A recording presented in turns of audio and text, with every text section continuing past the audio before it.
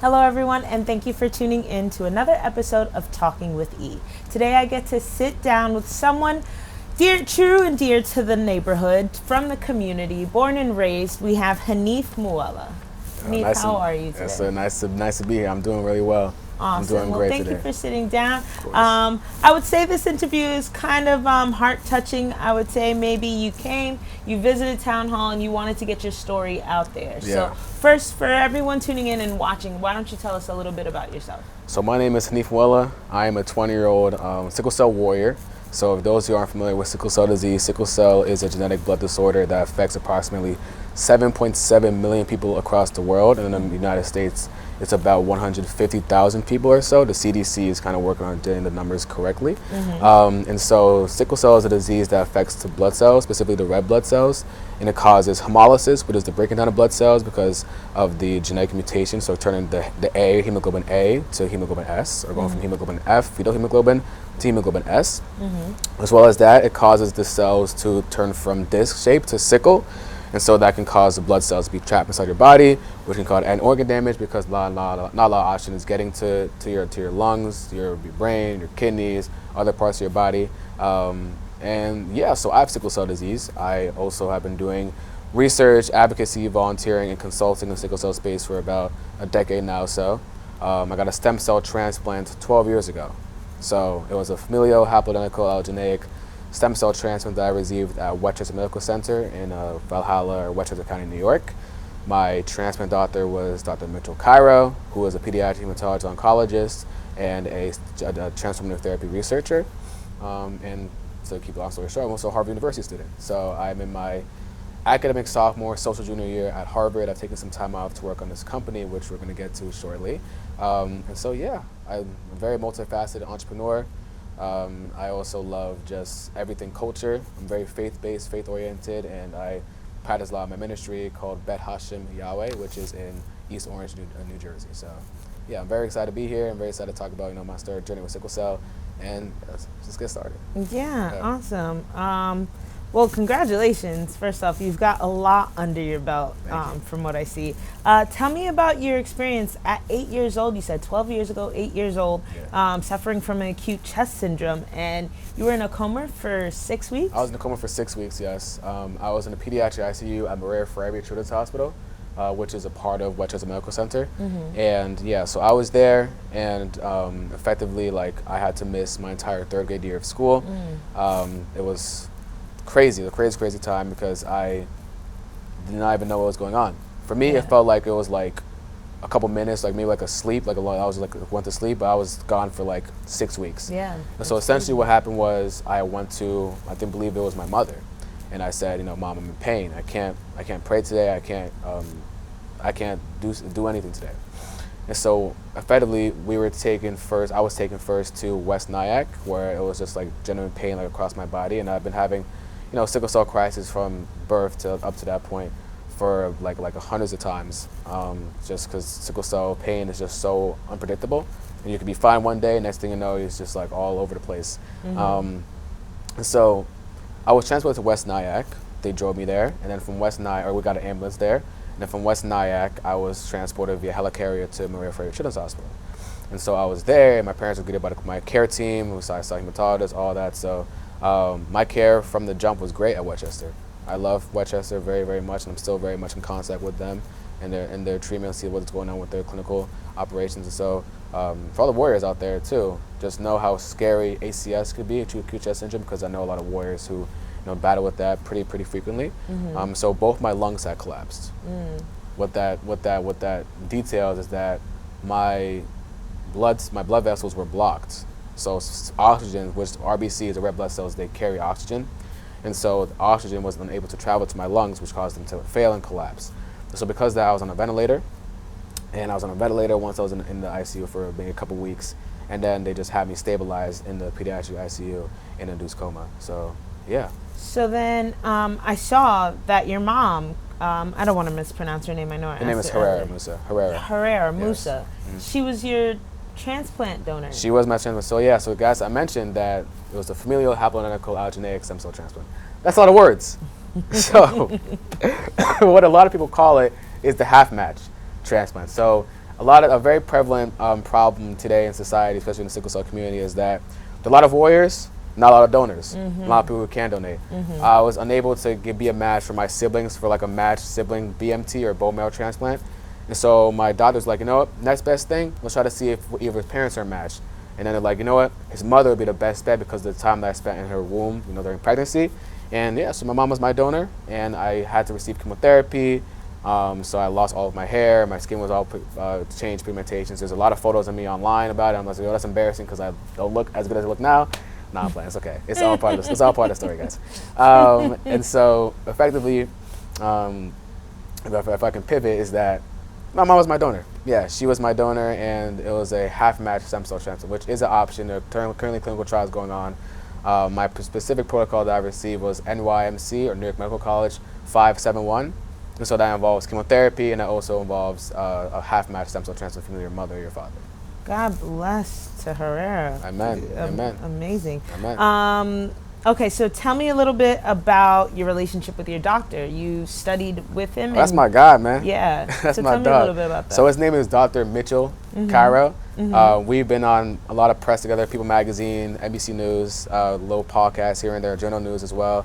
So he is a veteran, a pioneer in the sickle cell space. Oh, wow. He had worked at Columbia before, then he moved the entire care team to Westchester Medical Center, or NYMC, New York Medical College, is the academically affiliated institution for that Westchester health system.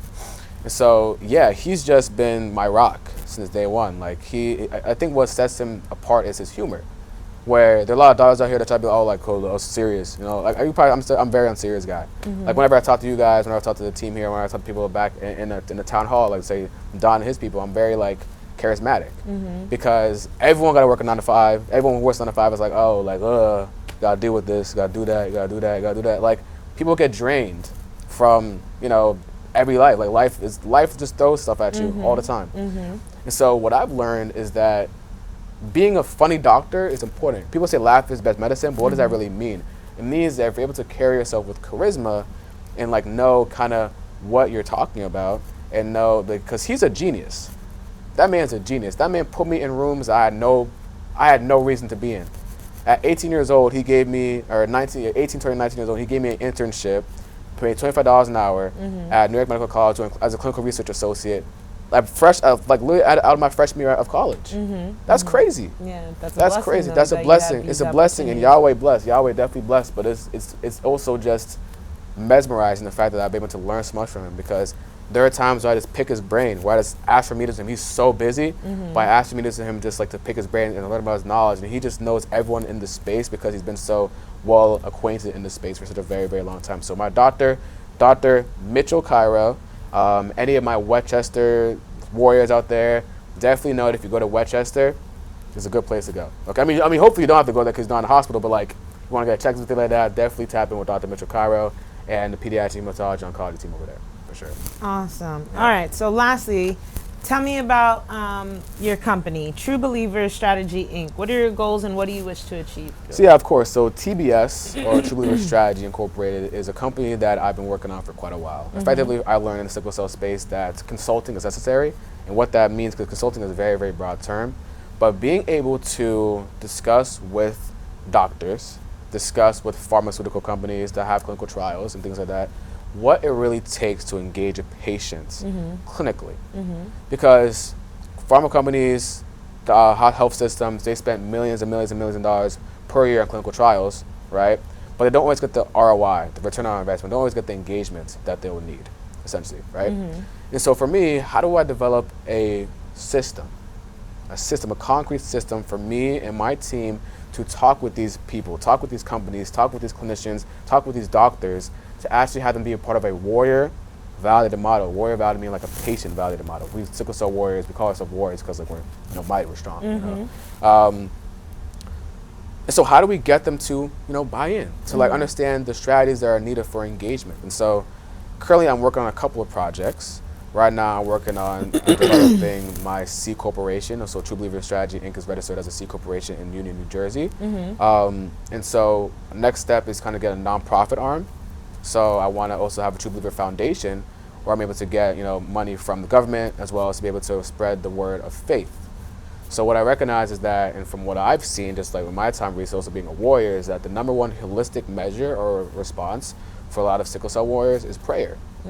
Say if you're in pain, the first thing you're going to do is either just pray to God that it goes away, right? A lot of times people, they don't have this, say, the system or the resources that, say, a church has or a mosque has or a temple has, right? They're like the structural systems that are in place in terms of like the divine alignment and divine ordainment.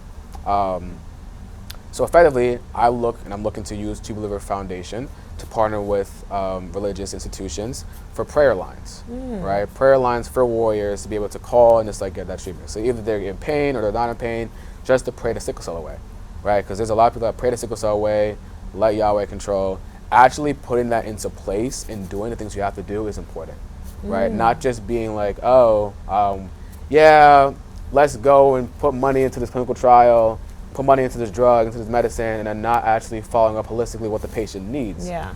That's not as effective. Yeah. But I'm a warrior. I'm a sickle cell patient. I'm a mental health patient, psychiatric patient, because I have generalized anxiety disorder.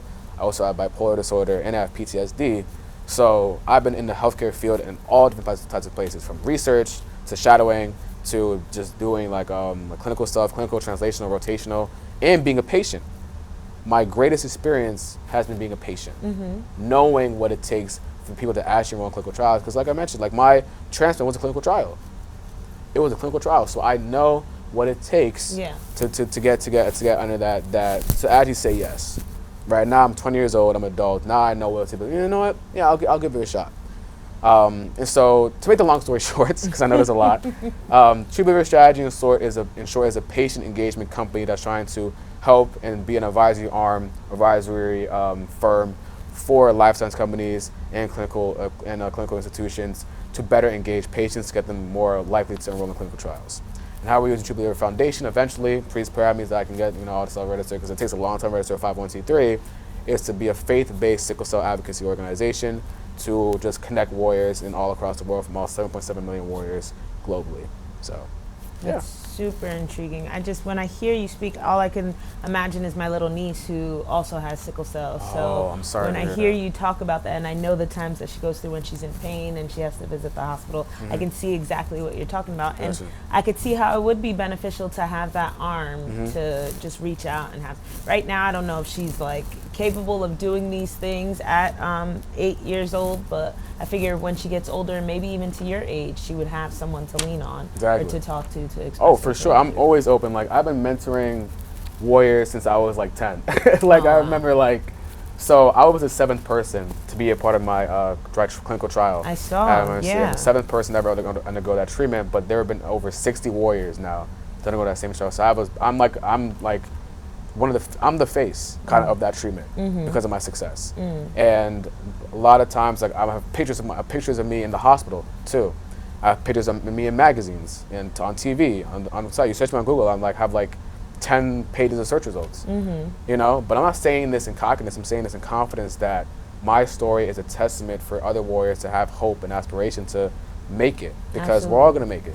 And there's clinical studies that are being done where sickle cell is now being completely cured. Correct? So I want to talk about that. That's gene therapy. Okay. That's Lyfgenia and Casgevy. Lyfgenia was created by Genetics or Bluebird Bio, based in Massachusetts, and also Vertex, which created Casgevy, which is a CRISPR therapy. That was also created in the Massachusetts as well. So there are qualified treatment centers nationally that are administering Lyfgenia and Casgevy.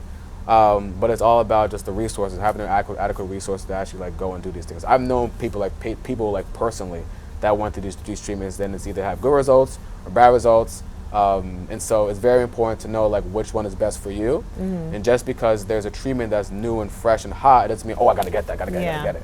Everybody's body is different. Absolutely. And that's very important to recognize. So do whatever is best for you. All my warriors out there, even just anyone, it's not just about sickle cell, just anyone.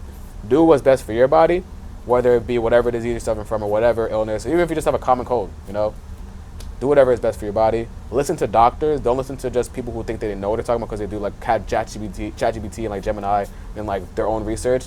Listen to actual trained medical professionals so you know what to do and what next steps to take. So, So, Hanif, where can people find out more? Where can they Man, they contact can find you? out more just searching my name on Google. Let me be very, very modest. Just look at me on Google. You'll find my People Magazine article. You'll find different articles and pieces of press. Well, if they wanted to reach out to you is what I'm asking. To me personally, where well, on can people- Instagram, my Instagram is HMOUEHLA, so it's my first initial and then my last name. And then it is also on my website. My website is www.truebelieverscc.org. And there's even a form at the bottom to like book a time with me directly. Okay. So yeah, so I'm also looking for more speaking engagements too. So I'd definitely love to engage people in person, not just in New Jersey, but also nationwide as well. So Awesome. yeah.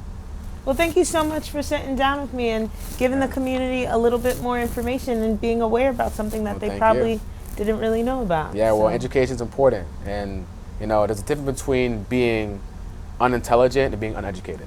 I always say that because people, like, just because someone doesn't know something, it doesn't mean that they're dumb. Yeah. It means they're not educated on it, Absolutely. right? So that's why it's always important to ask questions, have collaborative conversations, and have just like communication. Communication is the key because my bishop told me, Bishop Purnell, who is the head of the Hashem Yahweh Worldwide Ministries, he told me that communication is important, and what he loves about me is that I communicate. He loves that I communicate, so I'm very communicative. And if you want to reach out to me. You'll probably see me around in Union, whatever, just like either just like on the phone or just at the library or something like that.